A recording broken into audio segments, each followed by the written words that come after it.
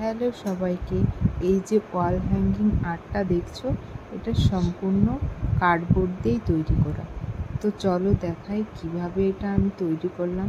তো প্রথমেই একটি বড় কার্ডবোর্ড নিয়েছি, তার উপরে পেন্সিল দিয়ে আমি এঁকে নিয়েছি একটি পদ্ম ফুল। তো সেইটাই আমি একটা কাটারের সাহায্যে যেমন ডিজাইন করে কেটেছিলাম, ছবিটা এঁকেছিলাম, সেভাবেই কেটে নিলাম। তো কেটে নেওয়ার পর আউটলাইনগুলোর ওপরে এই যে আমি বসাচ্ছি, এটা হলো ক্লে দিয়ে, এটা মোল্ডেড ক্লেকে ভালোভাবে মিক্স করে এভাবে সরু করে বেলে নিয়ে আউটলাইনের ওপরে এভাবে একের পরে এক বসিয়ে দিতে হবে গ্লুর সাহায্যে। তো আমি একের পর এক করে সুন্দরভাবে আস্তে আস্তে ভালোভাবে বসিয়ে নিচ্ছি এখানে গ্লুর সাহায্যে।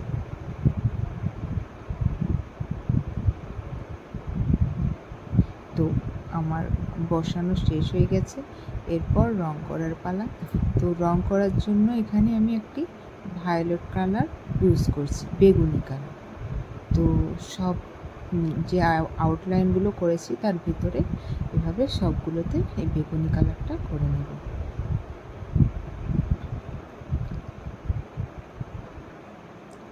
তো বেগুনি কালারটা করে নেওয়ার পরে এখানে আমি যে আউটলাইনটা করেছি এর ওপরে এই অ্যাক্রিলিক মেরুন কালারটা প্রথমে আমি দিয়ে দেব আউটলাইনের ওপরে।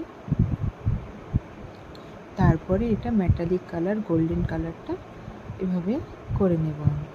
তো এবার ভেতরে কিছু ডিজাইন করে নেব।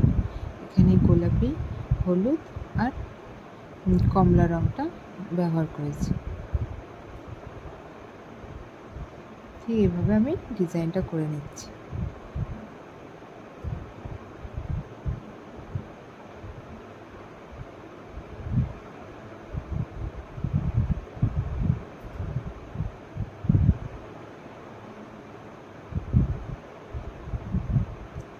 এই ডিজাইনটা পুরোটাই করে নেব।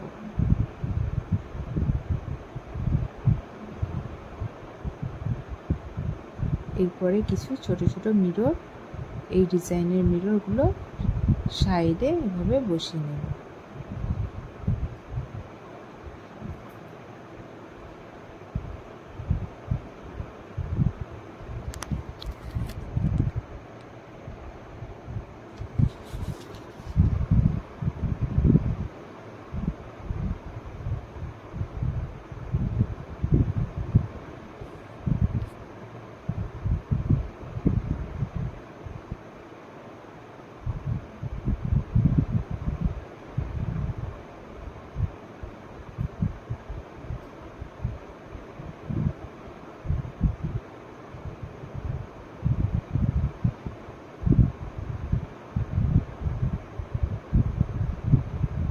প্রত্যেকটাই এভাবে মিররগুলো আমি বসিয়ে নেব।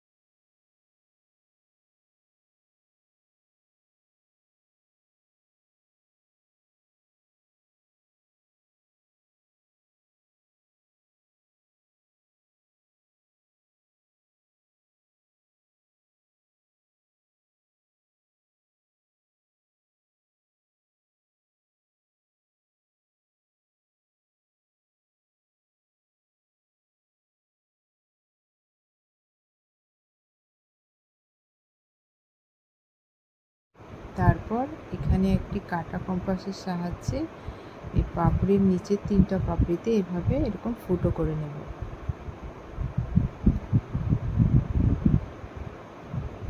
তো আমি এখানে আগে দিয়ে সুতোতে কিছু পুঁতি এভাবে গলিয়ে রেখেছিলাম, এতে এই ওয়াল হ্যাঙ্গিং আর্টটাই লাগাবো বলে। তো এটা আমি লাগাচ্ছি, জাস্ট একটা নট এভাবে দেব, তারপরে আঠার সাহায্যে এই সুতোটাকে পিছনে এভাবে চিটিয়ে দেব।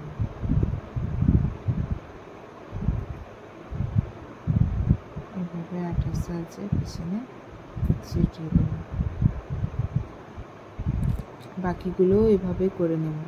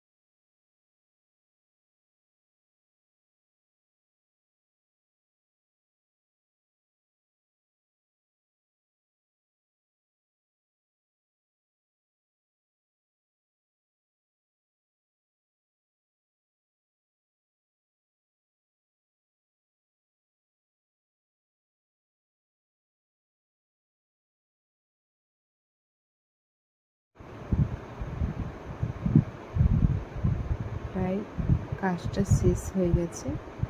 এবার আমি তোমাদেরকে দেখাই কেমন লাগছে এটা ওয়ালে হ্যাঙ্গিং করতে।